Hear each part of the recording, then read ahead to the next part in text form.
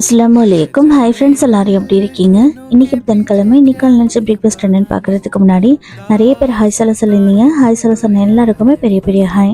அதே மாதிரி இன்றைக்கி பர்த்டே செலிப்ரேட் பண்ணுற எல்லாருக்குமே விஷயம் ஹாப்பி ரிட்டர்ன்ஸ் ஆஃப் த டே. இன்றைக்கி பிரேக்ஃபாஸ்ட்டுக்கு ராகி ஸ்வீட் சேமியா தான் செஞ்சுருந்தேன். செஞ்சு ரொம்ப நாள் ஆகிடுச்சு. அதனால் சிம்பிளாக இன்றைக்கி பிரேக்ஃபாஸ்ட்டுக்கு வேலையை முடிச்சாச்சு.